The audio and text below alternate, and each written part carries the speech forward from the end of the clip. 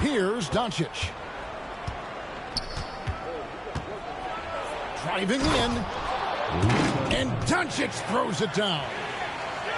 And if you give Luka just a sliver of daylight, this is what you get.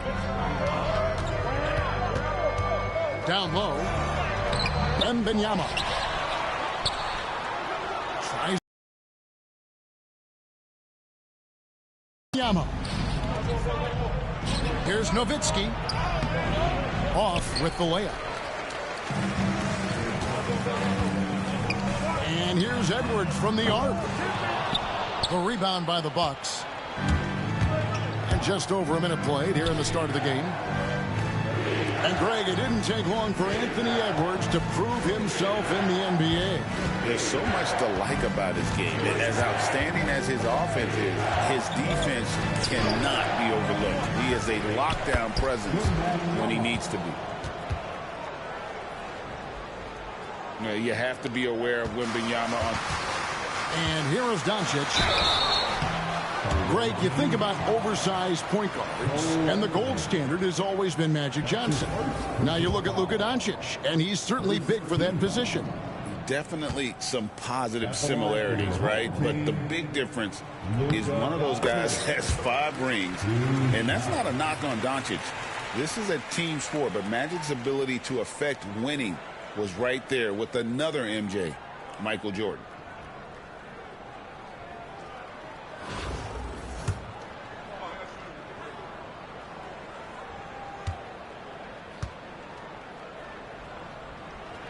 So he picks up just 1 from the line that time. The all-around game of Doncic is impressive. A walking triple-double threat every night. Boy, he is looking confident. Love how they're using him so far. Yeah, when he gets engaged this early in the game, it's bad news for the defense. He can roll this start throughout the rest of the game. Pass to Holland. Off target from outside. And the great shooters know when they've got enough opening to go for the 3. I didn't think it was a bad choice on that possession. And creating a little separation here, gaining some confidence. Yeah, they've locked in during this stretch. If they keep it up, their lead will only continue to grow. Wembanyama, no good.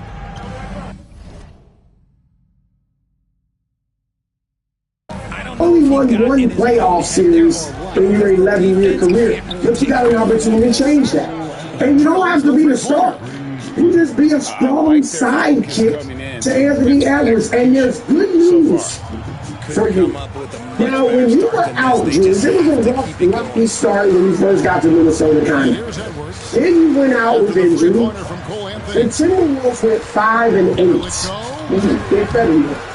Then you come back and they go 12-3, which is what they are right now, 12-3. So Julius is fitting in nicely as the second guy, second scorer to Edwards. So I knew you have to win the West. Just win a couple of playoff rounds and with Anthony Edwards, and now your playoff resume begins to change. Your image shifts. Julius, I actually believe it. At number 1, Ja Morant. We all know, John, you're a fantastic player. Facing in talent, that's what you are. All right, but your antics and immaturity are killing you. Now, we all want to believe that you learned from the fun play on social media incidents that derailed your career a couple years ago, but then you go ahead and you do this. I did that Buddy Hill was doing it to you first, but it just shows a lack of self-awareness that you got to get over. Now, you're still a great player, and you probably at 25 years old feel like, I'm always going to be this superstar.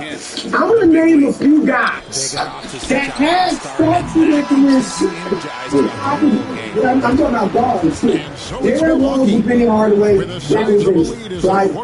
Well, how about Steve Francis? Steve Francis, how about Devon Martin? There was a point early in their career they looked just like Ja Morant. Like, you thought they were going to be Hall of Famers. And they ended up, not fizzling out totally, but not being Hall of Famers. And so it just happened to you. They have funky attitudes at times. and, And for the Bucks guys, immaturity or some antics off the court over teammates so that derailed their Hall of Fame trajectory.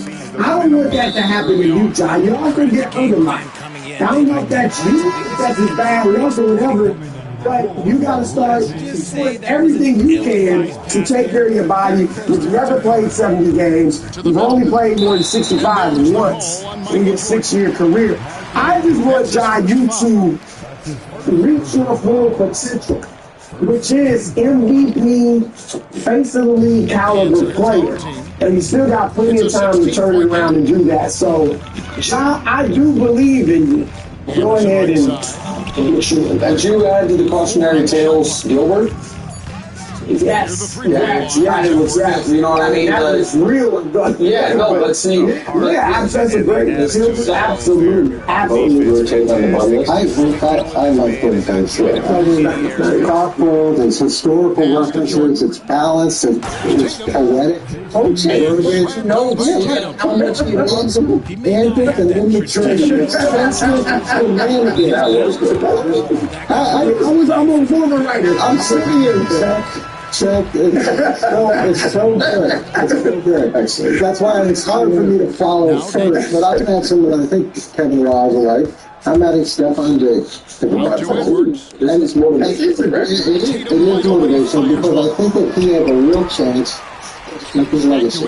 And as he's kind of traveled through his career, and he's signed to Minnesota, and then he goes to Buffalo, and Buffalo seems to get a little tired of him, and then he goes to the Texans, and after 1 year, they're ready to move on from him, and now he has this opportunity in New England, and he's been an incredible player, and he's with an offense that desperately needs an incredible player, and he's with a young quarterback that has an opportunity maybe to take a real jump, depending on the way that Stefan is willing to affect the offense and be a positive force. And I think that, to me, makes this a really unique moment in time for him. So let's just look at what New England's done with over the last 4 years versus what Diggs brings. So in 2021, 108, 49, 107, and even last season, he only played 8 games. He's got 47 catches. New England's leading receiver has 66 catches. So he brings all that, and maybe he's not the 100-catch receiver. Maybe he's not that. Okay, but even just having that